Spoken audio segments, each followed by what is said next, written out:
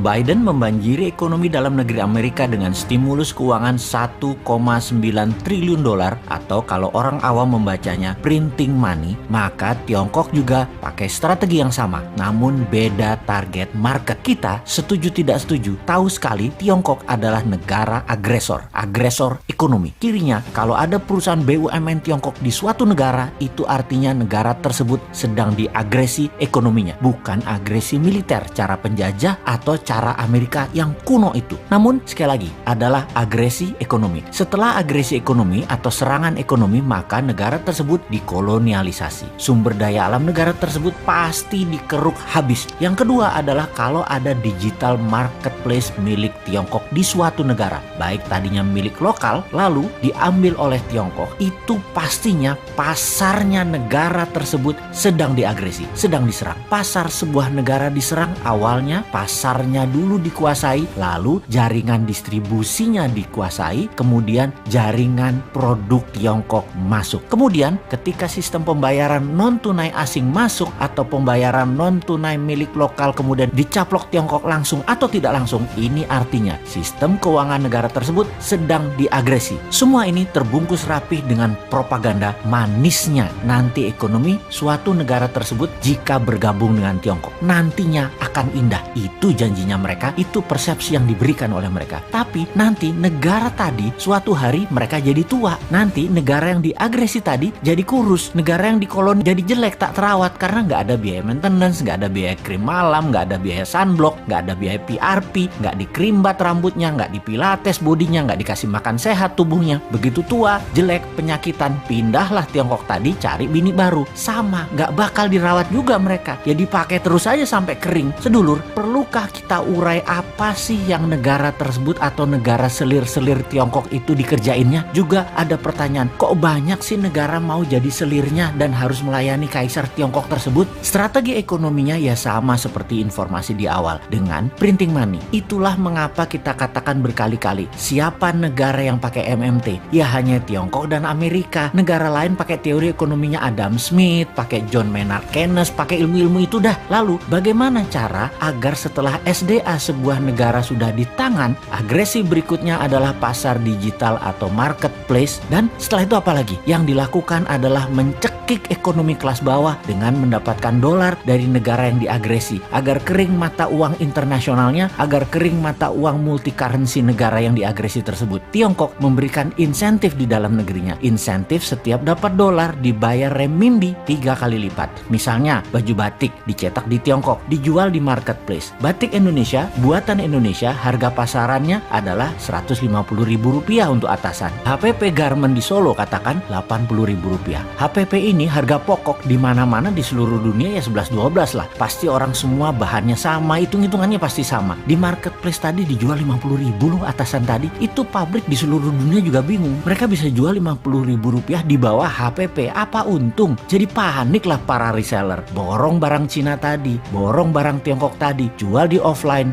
jual di online, di tempat lain harganya Rp80.000. Pabrik di Pekalongan, pabrik di Solo, pabrik di Bandung, kemudian ya mati bertumbangan. Produksinya nggak ada yang nelen, nggak ada yang beli. Itulah strategi membunuh produksi, membunuh ekonomi UKM di sebuah negara. Lalu si pengusaha Tiongkok yang dapat $4 per baju tadi, untung dagangnya bagaimana? Oh ya rugi kalau secara dagang. Modal dia kan tetap aja Rp80.000. Tetapi ketika $4 tadi uangnya masuk ke Tiongkok oleh pemerintah Tiongkok, dolar tadi bukan diberikan dolar, tapi diberikan renminbi yang nilainya 3 kali lipat dari nilai yuan terhadap dolar, alias mereka dapat sekitar $12 atau Rp150.000. Jadi modal tetap Rp80.000, jual dapat Rp150.000 karena dolarnya dikali 3 kan terhadap renminbi. Ya untung juga pedagangnya. Di sini dolar masuk Tiongkok dan renminbi dicetak aja, kasih ke rakyatnya sendiri. Toh untuk sektor produksi Tiongkok print money renminbi 3 kali kali lipat transaksi dolar masuk ke Tiongkok. Itu kuncinya. Disinilah pedagang untung. Underlying printing renminbinya ada dua. Satu, dolar yang nilainya sepertiga. Sisanya manufaktur Tiongkok, sektor produktif. Nggak bakal inflasi. Itulah teori MMT. Dengan satu strategi printing money, Tiongkok dapat dolar, Tiongkok dapat meningkatkan produksi, Tiongkok mematikan UKM negara koloninya, dan bisnis Tiongkok terus menyedot wilayah-wilayah lainnya lagi. Simpel kan bernegaranya mereka? Kok beginian aja nggak bisa ditiru sih? Tempe bener. Nyampe nggak sih ilmu beginian ke pejabat ekonomi dan keuangan negara? Oke lah, sing sabar ya kaum new mind. Kita nonton aja old mind mainin negara. Walau nggak enak nontonnya, agak wagu, kikuk.